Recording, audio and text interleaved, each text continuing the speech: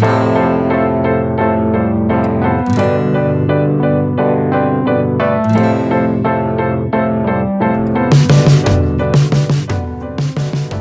morning, everyone. I'm Megan Cullip, along here with Scott Micklin. Good morning. It is Monday, June 8th. June 8th. Yeah. Here we are. Here we are. Week number what? 13. Okay. We're in week 13. I knew you would know the answer to that because you're on it. I'm on it because I keep track as though I'm in a prison cell.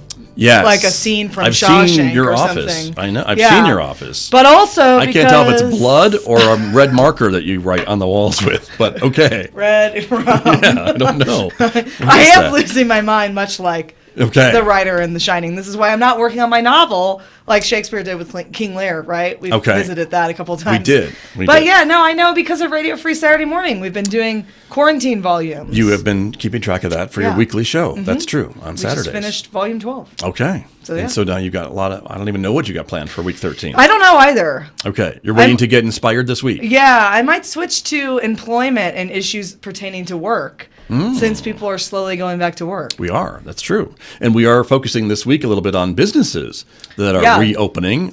So on the show this week, everybody, we're going to be focusing a bit on that. And in fact, today we are going to have a guest from a local business who's kind of thought outside the box to think about their business. So stay tuned for that. And another one on schedule for tomorrow. That's right. So stay tuned. We don't tell everyone who. No, we want to keep you on a cliffhanger. Yeah, a surprise. And we'll get another update from the hospital today as well. On today's show, we can definitely talk about that. Different hospital guest. A new hospital guest. Yes, new to the show.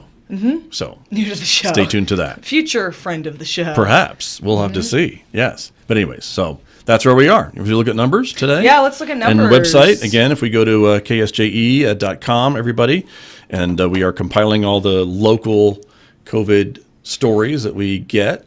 So while you're doing that, let me give you the national numbers. As of Sunday night, 1,941,978 cases of COVID have been reported in the United States, an increase of 22,548 from yesterday. I will say I track these numbers all the time, and I have noticed that usually it's an increase between 20 and 22,000 like each day. That seems to be a trend. That's about the average maybe that you're seeing. I got you. Yes. Okay. And 110,503 deaths have been attributed to the virus. Okay. So that's like the national numbers. 10.5 thousand more than a couple of weeks ago. All right. Thanks for that. So our numbers here statewide from Sunday show we're at about 8,940, not about, we are at exactly 8,940. 143 new cases in New Mexico as of Sunday. And again, let's see, in San Juan County, we had 44 more cases yesterday, 4 more deaths in our state. 2 of those were in San Juan County. And so that is kind of where things look. And there were 21 additional recoveries going on as well. So that's important to note. As we scroll down, we can kind of take a look at some of the other stories. We will publish the story about San Juan College beginning their phase 1 reopening today. And so we've seen that. The daily statistics. Actually, before we get to that, I want to mention about San Juan College. So the HHPC has reopened today at 50% capacity. 50%? Yes. Oh, wow. The testing center has reopened at 25%. The bookstore will open June 15th at 25%. And they have scheduled the virtual graduation for June the 30th. And the college also announced it was canceling at least the fall 2020 fine arts performance schedule because of the ongoing concerns about large gatherings. And that's someone asked, I think, on our Facebook page, why are they canceling that? And I think that's just the way that they have decided to do that, because you can't have people more than 5 right now. Yeah. But even it's a shame. It's a shame. Yeah. That's a sad thing. It is a sad thing. I told you about Berlin, right? That have just like removed certain seats in between people. Well, and that may be what we end up doing maybe for the spring. Who knows? To separate people out. But of course, if you're planning some of these performances, if you can't get a certain number of audience members to buy tickets, do you cover your costs for the performance? How do you cover the cost? Yeah. And that's, I think, part of the financial side of this too, that folks maybe aren't thinking about, which I understand. So Yeah, it's just disappointing. It's tough. It is disappointing. It's tough because that deal that we get, man. Yeah. Like if you've ever attended, of course you have a symphony or any of those things. It's like, of course I have. Of course I have. Of course you have. I forgot. You're the board member to all. Well, I'm on the board of the symphony. That's true. But I do enjoy even the performances here at the college theater, and Little the theater choirs and all that. and band and orchestra and all Totally. that stuff. So anyway, Such a good deal. Anyway, so that's not happening this fall. Maybe exactly. spring. We're sorry, but yeah. Maybe some online stuff. Maybe we can do some online stuff. We'll see what we can do with that. But yeah. So anyway, there's the statistics in depth there. And then the Navajo Nation, they had 102 new cases and 3 additional deaths over the weekend. So we want to share that with people about where the Navajo Nation is at the moment. And that's what's going on there. Of course, they ended their 57-hour weekend curfew. Okay. The Navajo Nation still has a daily curfew from 8 p.m. to 5 a.m. every night. Okay. But just not all weekend long. So there was that. I'm sure that is welcome news. I would think so. I would think so. Yeah. And again, I think there was one day last week we had single-digit new cases here in San Juan County. We mentioned that on the show. So that was encouraging, and then they went back up again. Mm-hmm. Well, it happens. It does. So there you go. Those viruses. I know. They really manage how we react to this stuff. Well, right? yeah, it's really I think the that's virus, the and I point. think some of the experts have said, Yeah. it's the virus that's going to decide how things Isn't change. that weird how we have to personify threats in order to deal with it conceptually? Because it's not like the virus is having committee meetings, right? No, right. It's not a conscious entity. It's right, not a exactly. sentient It's not being. Motion to return in the fall, second, all that. Right. That's not how it works. But it's like we need to personify it in order to figure out how to deal with it. And also the war language. That seems to be a thing that we need to use. It's really quite fascinating. Well, some people are choosing to use that language, and not everybody, though. That's true. Yeah. But you hear a lot. You use because we use it a lot in other illnesses too, battling, that kind of idea. Sure. Yeah. Well, right.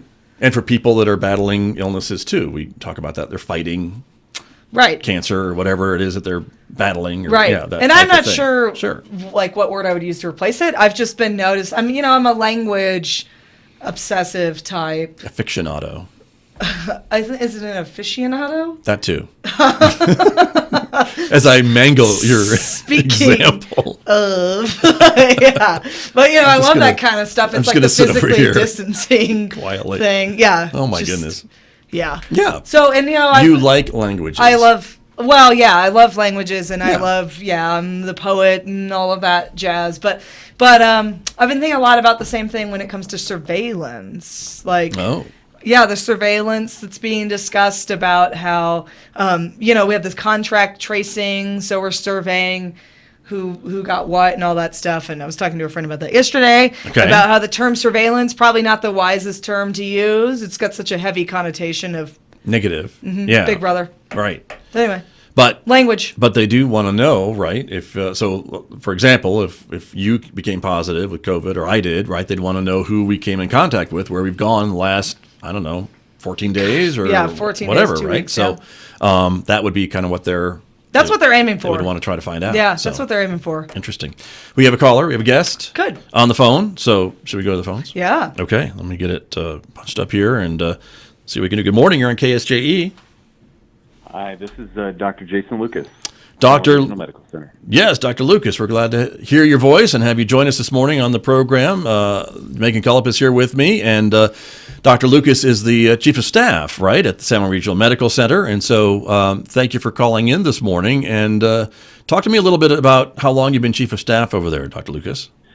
I've been a part of the Medical Executive Committee for nearly 8 years, but I was Vice Chief of Staff the past 2 years and just began Chief of Staff in January, and have had the interesting experience of being involved with COVID since its inception here. So January of this year is when I began Chief of Staff.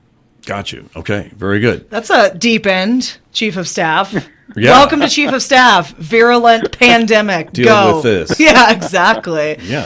So I would agree. Yeah. Good job, you. Way to jump in. I have a question about, in the beginning, elective surgeries had to stop, and so a lot of employees had to be furloughed. It was sort of intentionally as few people in the hospital as we can get. What is the update on the furlough situation? The update is that, well, first and foremost, back when this began back in February, March, we realized the changes that were happening throughout the nation and the world. And San Juan Regional Medical Center made great efforts, the senior leadership team and the surgical staff down here with anesthesia, and our company of physicians who were evaluating the situation realized, hey, elective changes needed to be made for protection of our personal protective equipment, et cetera, and for our OR staff. And so we needed to make direct changes on elective cases following state mandates, following the government regulations. And so those changes happened back in March, looking at this as saying, what can we do and what can we not do? And we needed to evaluate the situation. So we needed to decrease staffing. And currently what we've done is we've brought back our elective cases. We're bringing back our staff. And the furlough situation is we're transitioning now to healthier, robust surgical staff and providing care now on a full-time basis. Very good. Well, that's good news, I would think, for some of your folks and for the rest of us who are looking at these elective procedures. What if you needed a knee replacement tomorrow, Scott? I agree. Well, lucky for you. Hopefully, doctor. That's a great point. Essentially, at this point, we're doing elective procedures on a consistent basis.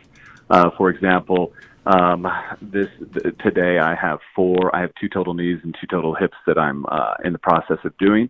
And we're protecting the patients. When they come to the hospital, there's a sense of safety and precaution for these patients. We want them to feel safe. We want them to feel that we have their best interest in mind. And we're providing these cases today, right now at San Juan Regional Medical Center.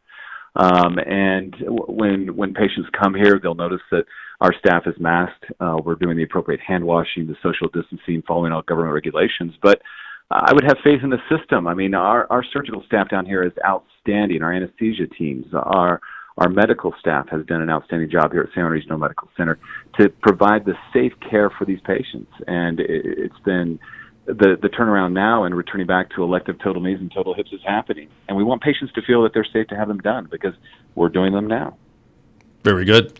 Well, thank you for letting us know about that. And I wanted to ask you, too, a little bit about the numbers of do you have information about the numbers of cases at the hospital today and that information to share with us this morning? As far as surgical volume or as far as... Well, more specifically, COVID cases.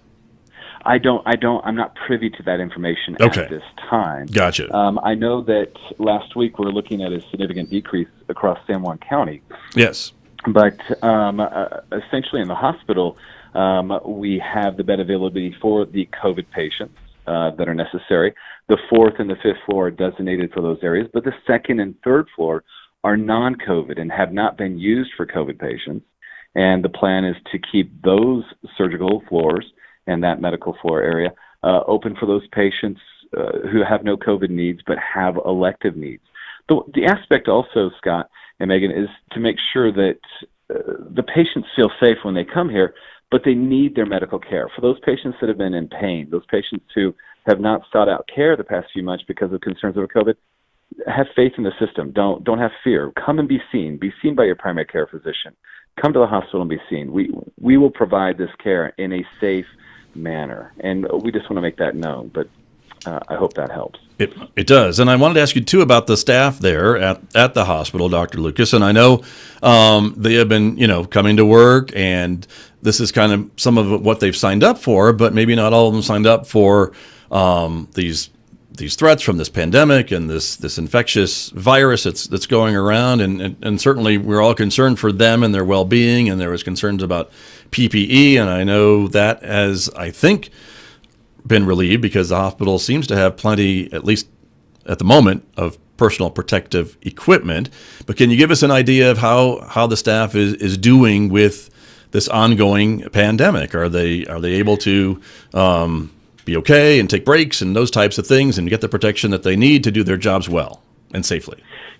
Well, let me first say this, and thank you for that question. That's an outstanding question. We have amazing nurses and, amazing medical staff here. These nurses have been working diligently and caring for these patients. They truly are hero-esque. I mean, they have done a fantastic job, and they have been working very diligently through this transition. And now we're creating a new normal to where we're shifting back again to elective surgery. We're shifting back to our ER being balanced with more of the common internal medicine patients, the more emergency patients that are coming in, but also balancing that with the needs for COVID patients. But our nursing staff has sufficient PPE. Our medical staff, our providers here at San Juan Regional Medical Center have all of the efficient equipment and needs to be able to care for patients. The nursing staff now, we're balancing that. We've had some traveling nurses come in to assist them. And our goal now is to make that transition now to create the new normal and balance that staff so that they get the breaks, so that they get the efficient work done that they need, or to get the work done that they need in an efficient manner. And so, yes, those things are in transition and are happening right now. But these nurses are just absolutely amazing that have been working here, and we're so grateful for them, and we appreciate them. Absolutely. And I have a question about, is it assumed that a lot of you guys have been exposed to COVID? And if that's the case, is there like a regular testing regimen, or is it only when we're for sure we've been exposed or when we're experiencing symptoms, or is there kind of a routine set up? That's a great question. Most commonly, we want anyone who's symptomatic with any of these symptoms of COVID, the temperature, the changes, the cough, etc. We want them to be tested. We want them to come and be screened. We want them to be evaluated. For those following, if you don't have the temperature, or for those who have been exposed to someone who have been around COVID, we do want you to be tested. But for those who have not been exposed, or for those who have been social distancing, wearing their mask, they should feel safe to move forward and not necessarily be tested. And in fact, in our community, we want you to go out and enjoy the aspect of the businesses in our community. We want you to be able to go out and feel safe shopping. We want you to feel that way. Follow the government regulations. Wear the mask. If you're a higher risk patient, put on the mask. Follow the social distancing. But please get in to be seen by your physician. Get in to be seen for your surgery if you need this. Don't live in pain. Don't live in discomfort, and especially get your medical treatment you need done by your primary care physician. Come in and be seen. We have sufficient PPE. We have the ability, but for testing purposes, just follow the screening mandate. I mean, just follow those rules and regulations, and you should be just fine. Great. And I'm assuming the same applies to the staff, and B, what about antibodies tests? That's becoming a thing that's more prominent. Is that something that the staff is going to rush to get tested for? Would that make sense? The staff of the hospital? Staff of the hospital, yeah. That's a great point. The staff of the hospital, for them, again, when they're treating the patients, they're wearing their PPE, and they're following all rules and regulations for that, all guidelines that have been given. So the likelihood of them obtaining this is less likely. We just need to follow that on a daily basis to make sure. And when patients are coming in when staff is coming in, they're getting screened, they're getting temperature checks. They're having all the questions and following through on that. But essentially, the antibody test is still coming this way. We're still evaluating that, and we'll make that known over hopefully the next few weeks here. We'll have more information on that. It's a great question. Very good. Well, Dr. Lucas, we appreciate your time this morning. Thank you so much for joining us. Look, could I just make one more comment, please? Go ahead. I would say to our community, we have a fantastic community, Scott. We see people out and about. We want you to feel comfortable. Just follow the government guidelines. Get out and enjoy your life. Don't live in fear. Let's move forward in faith. Support our businesses. Support the hospital. Support your lives. Get out and do the things you enjoy doing in a safe manner. Social distancing, wear the mask, but get on and have faith that we're going to move forward. We're at a new norm here at San Juan Regional Medical Center. We're providing the best care possible, and we feel that we're doing it in a safe manner. Elective cases are happening. Total hips, total knees, hernias, the gallbladders. We want you to feel comfortable that we are doing everything possible to protect you, and we have guidelines set up to protect you as our community. Our community is fantastic, and we appreciate all you do on this show and for our community members. Thank you. Well, thank you for your time. I know it's very valuable. We appreciate your comments this morning, Dr. Lucas. And again, extend to your colleagues and staff there at the hospital our very best wishes and thanks for the work that they do every day. I will. I appreciate it. Wonderful. Thank you. Thanks very much. Dr. Jason Lucas, he is the Chief of Staff for San Juan Regional Medical Center, joining us this morning on our local information program. Which is why we do this, to get local folks to talk to our audience, right? So they can hear it from them, not from us. Right. Because sometimes no, we may not know what we're talking about. Regular listeners know exactly why we have to get the experts on. Yes, they do. That's right. Exactly. Which we're forever grateful for them. Yes. Right. And they make us look good by comparison. By just being on. Yeah. Exactly. So there you go. But we appreciate that. So, yeah. Very good. Well, excellent. Well, let's go to our next guest this morning. We can do that. And we have another caller on the line. Good morning. You're on KSJE this morning. Hi, Scott. It's Philip Stewart. Philip Stewart, thank you for calling in from the Allen Theaters, right? Correct. And Philip, you are the kind of the local manager here in Northwest New Mexico, right, for the theater chain? Yes. Perfect. Well, and we wanted to have you on because we wanted to kind of talk and feature local businesses as we go into the show this week, because things are reopening, and both Megan and I saw the report of what the Allen Theaters were doing, because you have had to shut down all of your theaters in New Mexico and Southwest Colorado since March, correct? Correct.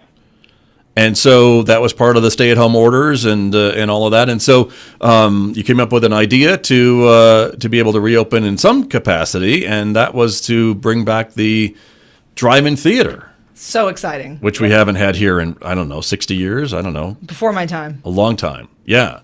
Yeah. So talk to us a little bit about that. This weekend was your first weekend here in Farmington, and you had one in Las Cruces up and running too, correct? Yes, we did. It was something we'd kind of planned for, and then we got approval from the governor's office to go ahead and open a drive-in theater. And so in 8 days, we constructed a screen and set up a digital cinema projection system, a basic concession stand, and by the skin of our teeth, we got it up and running this weekend. That's awesome. I'm excited to try that out myself. And this is like a nerd cinema tech question. Do you guys use the same reels of film, or is there like a special drive-in movie feel? Reels of film? Why are you Where have you like been that? for the last decade? Wait, you guys still don't use the reels? You use like digital or something? Philip, please.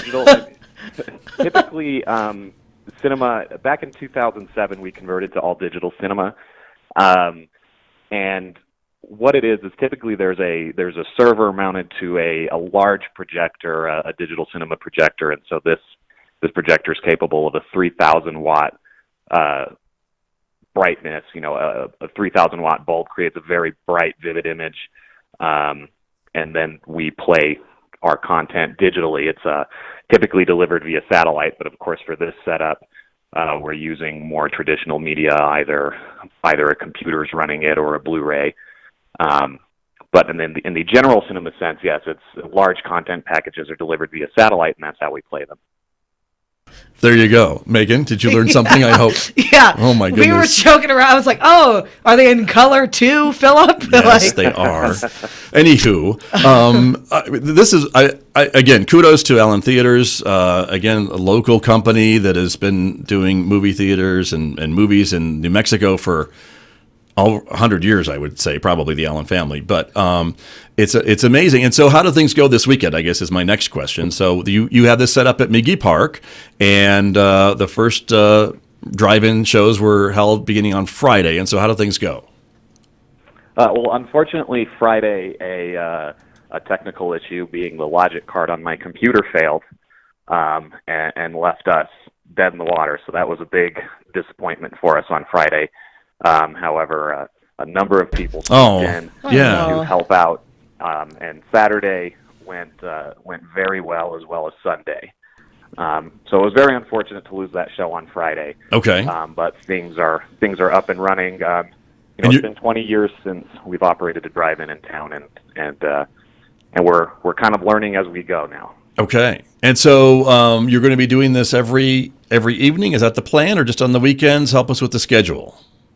Right now, the plan is every evening, and that schedule can change depending on demand and interest on these weekdays. We're going to see how this all turns out.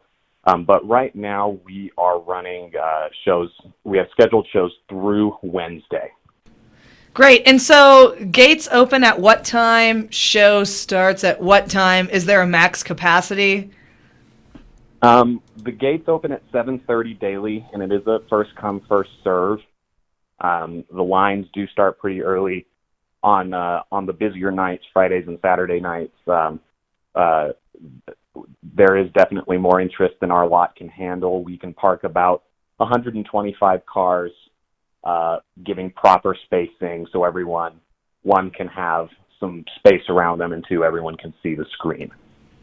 It's great. It's a brilliant idea, which leads to my next question. After we're able to phase into inside the theater stuff again, is this something that now that you guys have the system can come back every so often for nostalgia's sake? That just seems like the work's already done. It'd be cool to have the opportunity every so often. Right now, the plan is this is a temporary measure. Unfortunately, there is a lot of back end work that goes into keeping this running, and that's going to be very difficult to continue. And also, I mean, financially, we're not sure if this is going to be a profitable venture, and so what we're wanting to do is give our community something to come out and enjoy until we can get our theaters safely reopened. Right. And so you're doing this, and you did do some, and maybe a term that maybe some younger folks may not be familiar with, the double feature on Saturday, correct? And is that something you might continue on the weekends then to show two movies at the drive-in? Yes. Right now the plan is on Fridays and Saturdays there will be a double feature, and that's there was some confusion there. That doesn't mean there's two screens. That means on one screen, one movie, 15-minute intermission followed by another movie. Very good. And then you mentioned some limited concessions, and of course your popcorn is renowned for people lining up to buy it and eat it. And then maybe there was some word of maybe some food trucks also maybe being allowed out there too. Is that something you're working on? Yeah. So the county is partnering with us on this, and we're very grateful to the county for letting us use this facility. They've been very helpful for us. So this weekend we have the Primal Swine Company food truck out there, and they have some excellent food, and they were just slammed. So we're really happy for them. And we know the county is working with possible other vendors who can come out on the weekends especially. Excellent. And now, Philip, you mentioned that this is not necessarily a money-making venture for Allen Theaters, but I know there's been certainly a lot of interest from other communities. You're doing this only in Farmington and Las Cruces, but you have theaters in other places. Is this something theoretically that you're looking at doing in like Gallup or Durango, or are you hopeful that maybe some of the restrictions will be ending soon and you can bring people back into your existing theaters in those communities? Well, right now I'm not aware of any plans to open drive-ins in other communities right now. Those can change by the day. What we're hoping that July 3rd is a target date for a potential soft reopening of the theaters. However, nothing is set in stone until we get the okay from the state. And right now there's no new releases scheduled until July 17th at that point. And once again, that's very fluid. That can change at any time. Sure, because that's the other side of this, I guess, is you can have theaters open, but if you're not getting new releases, then you're showing classic films or older films or things like that. But they showed Jurassic. Well, the plan was to show Jurassic Park Friday, Jurassic right, or something? World. No. I think it was the O Ridge. Jason, No, it was I'm sorry, Philip. Jurassic World. Yeah. There. Oh, okay. Yeah, there you go. That changes everything. Oh, well, now. Oh, there. well, okay. Wow. Thanks, We're snob. somewhat limited on the movies. We are an exhibition business, which means we do have to partner with the film studios. They have to approve this, and of course, we pay royalties on those films. And the studios, not every movie is available for this type of screening, but Sure. Everything's a we have to negotiation, people. isn't it? Yeah. Yeah. There you Oh, go. and especially now, of course, we're an industry that's been hit very hard by the COVID pandemic, and that's not just movie theaters, but the film studios as well. So we're all trying to work together to find a path forward after this. Very true. Well, so again, for folks who are interested in getting out and enjoying this kind of blast from the past, the drive-in at McGee Park, you mentioned the gates open at 7:30. There's usually a line at that time, if not before, and then the movies start at 9. Correct. Got you. And it's is it $20 a car? Is that what you're charging? Yep. As many people as you can fit, $20. All right. Open up the trunk. Megan, get in. Yeah, but we still have to practice the physical distancing anyway. Okay. Yes. I But believe it. I'm excited. I was like, I got to get on it before the July 3rd stopped opening. Right. Well, Yeah. that's just Yeah. possible, right? Right. And now, if you're able to open up your theaters, Philip, would you maybe keep the drive-in going, maybe on the weekends, if the county let you do that? Well, right now, the plan is that the drive-in is just a temporary measure until the theater is open. I would have to defer to Russell Allen, our president of operations, on the decision to keep it running past that point. Very good. Well, Philip, we appreciate you calling into the program and the work that you're doing with the Allen Theaters, and it's very innovative. Again, I think a lot of folks were happy to see some abilities to get out and at least kind of be distant from our fellow moviegoers, but at least enjoy a movie as a group. We haven't been able to do that in a few months, so thanks for doing that. Yeah. And thank you for having me on. You're very welcome. You're very welcome. Thanks very much. That is Philip Stewart. He is with Allen Theaters. They're regional manager up here in San Juan County, discussing their drive-in theater now at McGee Park. I love it. So I mean, so you're I've gonna go. I am going to go. You need to go. 'Cause I've been to them before. It's just Right. they're a dying breed. I don't even know if that one that I went. It was in San Antonio when I was living there. I don't even know if that one's Probably still a Walmart happening now, or a Target. That's what Maybe. happened to our last Well, now drive-in in Philip Farmington. explained it, right? That it comes down to the cost of producing it, apparently, which is interesting. Yeah. I'm gonna look. Of course, I'm gonna read You're gonna about look it that up, do tonight. some research? I'm gonna do some Okay. research. Surely somebody somewhere has written an article. I'm sure. Yeah, I'm sure you can find because that was the standard for a while. it was. Like, why did the drive-in come about? Because it's not like they didn't have movie theaters before. Right. Was it the reels? Maybe the film. An issue with the reels. Maybe. 2000. In my defense, though, 2007 is kind of late to transition. Don't you think? From drive-ins? No, from film to digital. Oh, from different. Okay. Well, it's expensive, to upgrade all your projectors to It digital is. projectors. We know how expensive it is to upgrade equipment. Yes, don't we do. We very much do. So there you go. But yeah, very exciting. The last drive-in in Farmington was the Apache Twin. Wow. Where the West Main Walmart is. Oh, so you remember this? I do. Did you go there? I went once. What did you see? I'm trying to remember. I think it was like a horror film Ooh. in a car. Yeah, it was creepy. Yeah. Oh, horror film in a car. Yeah. I don't do the horror. Yeah. Yeah. But yeah, it was cool. It is cool. And again, you had the old speakers that you hung on the window. Right. And Right. It was Well, cool. and the other question. A lot of folks forget about the drive-ins I thought you were- tune into the radio. That's what I well, that remember was doing. a newer technology, but originally you had Okay. they had wired speakers on poles, and you would drive up Okay. to them and hang them on your window. Gotcha. On the inside of your window. Gotcha. Yeah. Tell me more about your I time. know. In those ancient times, Wow. Grandpa. It's like a history lesson happening. Right. The But a lot final of folks exam. forget that they had burbs in the ground, right? So you drive your car and it would angle your car up, so you could actually, be looking at, like leaning back and looking This at the makes screen, sense. which was kind of a cool thing too. Gosh. Back in the day. Anytime I hear stories like that, I'm like super proud to be an American. like There you this, go. this strikes me as like a deeply American thing. I It's think like, maybe. we had donuts, jazz music, drive-in theaters, and popsicles. Or There you- whatever. there you go. What more do you need? Free Perfect. speech? What? Exactly. So anyway, but kudos to the Allen Theaters. Again, we're glad to see that available, and we'll see Yeah. hopefully maybe early July. Very cool. If maybe we can get back into the theaters. I'm cool if we hang on to the drive-in a bit longer. Really? Mm-hmm. Okay. I just know they have those recliners. you Well, know? yeah, but I actually and cup feel holders. safer in my own vehicle though. Well, true. Even With- during this time. the COVID. Okay. So All right. Well, we'll see. who knows? Who knows? Maybe onto something. So we will see. So, but anyway, very exciting. Very exciting times. Yes, I think so. All right. So, anything else to If you still add want to today? call in, Right. 566-3909. There you go. Look at that.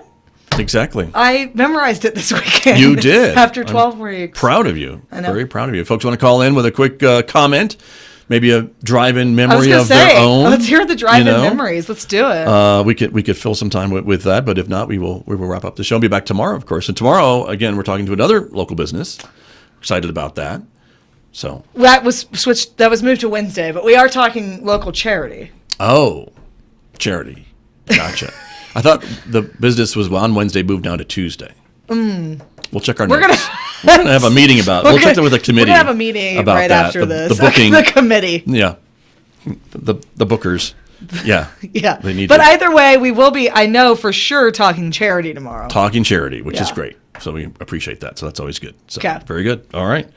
Well, thanks everybody for joining us and continuing to stay safe and stay well. Again, share this program if it's been helpful and useful information. Again, Dr. Lucas was great and Mr. Stewart was great talking about the Allen Theaters. And so glad to see that. Yeah, it's So great. There you go. But okay, we'll wrap up the show. See you tomorrow, everybody. All right. Have a good Monday, everybody. Take care.